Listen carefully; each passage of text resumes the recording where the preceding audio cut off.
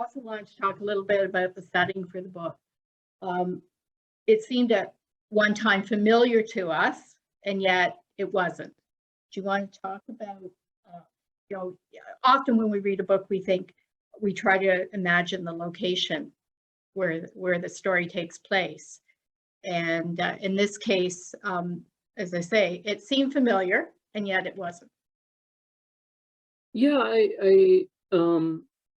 there was a very sort of deliberate split in the way geography was handled in the book. So the book is divided into the before chapters and the after chapters, everything leading up to the shipwreck and the moment of Amir's awakening, and then everything after that.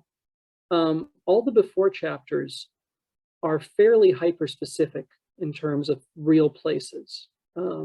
Not only place names, but also my memories of those places. So everything that happens in Alexandria, for example, leading up to that ship taking off across the Mediterranean, is stuff I remember from my childhood. Those people, the characters are all made up of slivers of human beings that I knew from that place and that time. And then in the after chapter, I wanted the exact opposite. So the place where the ship winds up is the eastern coast of Crete. It's based on that landmass. I have the map here somewhere with a bunch of post-it notes on it and sort of where I was drawing that journey. But I very deliberately did not want to name the place. There's a very, very sort of obscure clue in there about the mountain in the center of the island where God was born. Zeus in Greek legend was born on Crete, that sort of thing. But the flora and the fauna are all made up. So when I got the copy edits back from the publisher, there were a bunch of notes saying, what's cloudstone? I just Googled it. There's no such stone. What's this tree? This tree doesn't exist. It was very deliberate on my part. I wanted it to be a fantastical place. And I tend to do that in all my writing because of the kind of upbringing I've had where I've moved around a lot. I tend to move borders in my story and sort of mess with the geography and the topography a bit. But in the case of this novel, there was going to be a real split where the topography of the after chapters was going to be deliberately fantastical and the before chapters were going to be deliberately specific. Yeah. Okay. Yeah. I thought we could maybe talk just a little bit about some of the characters in this book, because there were a lot of really interesting and fascinating characters. Amir, I see him as an accidental refugee. That's what I sort of tagged him as. I was this little boy who accidentally ends up on a refugee ship. Absolutely phenomenal. And Vanna, the young teen girl, how she connected with him without language, a shared language, and without a historical relationship. They sort of formed a team to work together. I'm sorry, go ahead. Yeah, and then I was just going to say, and then their adversary, Colonel Cathros, was just another interesting character as well. And you said something very interesting about Colonel Cathros on the Giller. So I found that an interesting insight into that particular character. If you wanted to also talk a little bit about that, that was quite interesting. Yeah, absolutely. I mean, so obviously, in the Peter Pan context, Cathros is my Captain Hook. He's the Captain Hook of the island chapters, and then Muhammad the Smuggler's Apprentice is the Captain Hook of the boat chapters. And Cathros for me is the most memorable character in the book. He's the one who sticks out in my head more than anyone else. He's a composite of a lot of the men that I grew up around, the traits of those men, the things I'd been told about what makes a man, what masculinity is. The thing with Cathros is that he's learned the formulas. He's memorized the formulas of what he perceives as the only appropriate form of manhood. But he has no idea how to derive those formulas from basic principles of decency or kindness or anything like that. And so what you have is this incredibly shallow, surface level understanding of what it means to be a man And anytime reality pierces that understanding, the only thing holding it up is violence. That's what he resorts to whenever he's challenged, whenever his understanding of that particular way of being is challenged. So in a way, he represents the inversion of these children, because these children have not yet formed these hardened beliefs, but there's a direct root system to kindness and decency that I think in childhood is much stronger before the world sort of gets hold of you. And whereas Kethros is the exact opposite. Kethros has this incredibly hardened belief system, but there's nothing beneath it. The root system has dried up.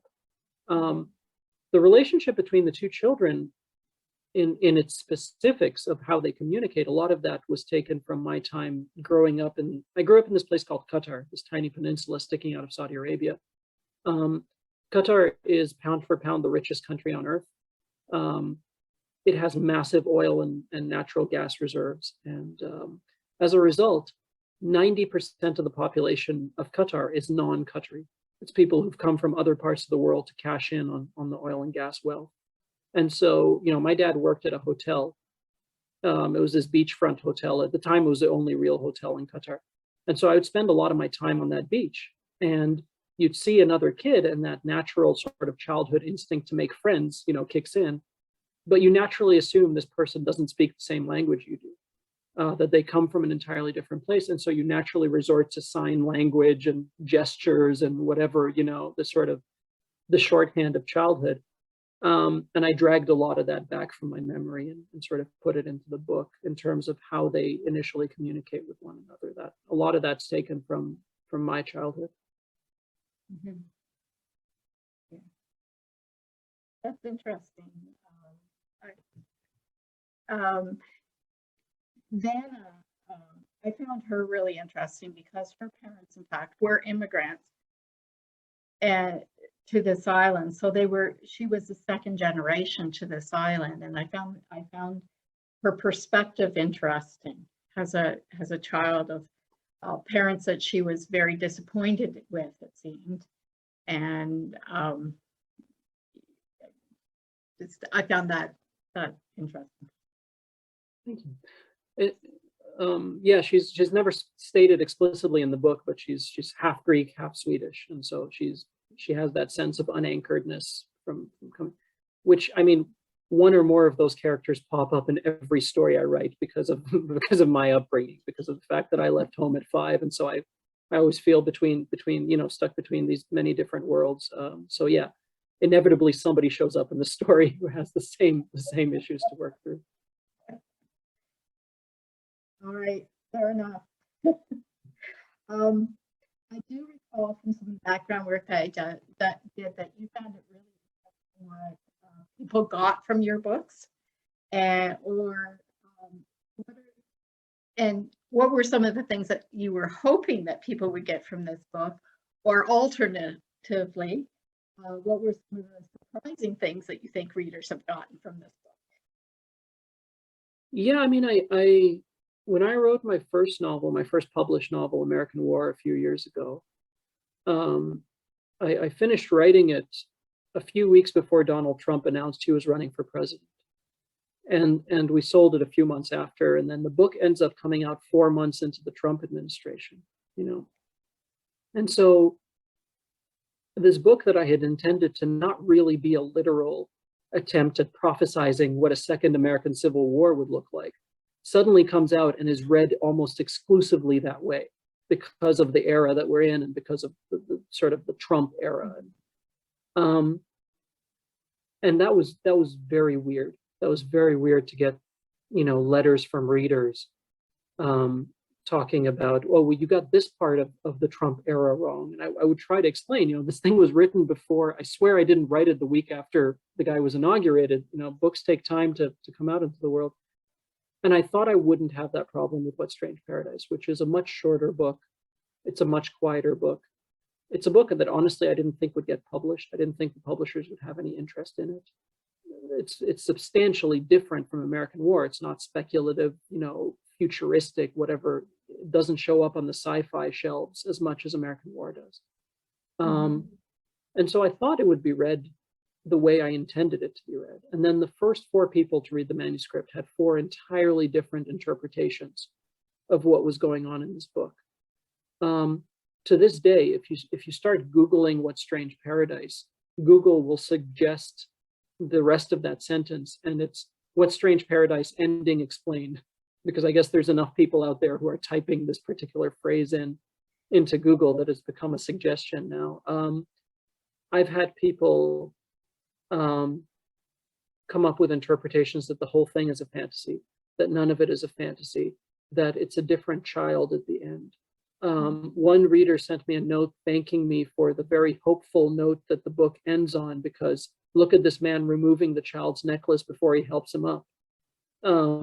There's been readings of this book that, to me, I'm only guessing here, I'm not a psychiatrist, but very much reflect people's worldviews. You know, they sort of bounce back off the page in terms of their interpretations. One of the writers who blurbed the book, who wrote a nice little quote, you know, a very generous quote about the book, I remember reading the blurb and thinking, I thank you so much for this. I don't know what book you just read. I mean, it was such an entirely different interpretation of it.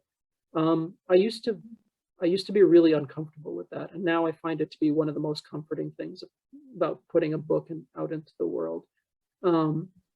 You know, this thing is by definition going to outlive me, and if it's going to do that, I like that it should have as many different lives as possible. So there's been quite a few interpretations, and they're all as valid, if not more so, than anything I intended for. Thank you. I think that's one of the joys of book clubs and book club discussions, is as readers share their different views. I've often had book club people say to me, oh, I never would have thought of it that way. And so there is much truth in that. You know, we bring our own perspectives to our reading. Yeah, I've been told that that my books make for good book club books because A, they're open to various interpretations, and B, the people who dislike my books really dislike them, and so it brings an element of real engagement to the book club. I read books that are easy to really dislike, so I've been told that those 2 reasons make it a good book club. Well, some of the best conversations in book clubs center around disagreements over books. So sometimes when I pick a book for a book club and everybody likes it, there's not a whole lot to talk about. This brings us to the end of our evening book club. I wanted to take this opportunity to thank each and every one of you who have taken some time out of your evening to spend with us. And I wanted to thank our special guest. Omar, it's been a pleasure to have you with us this evening, and we certainly have appreciated hearing all your insights on your new title. Thank you.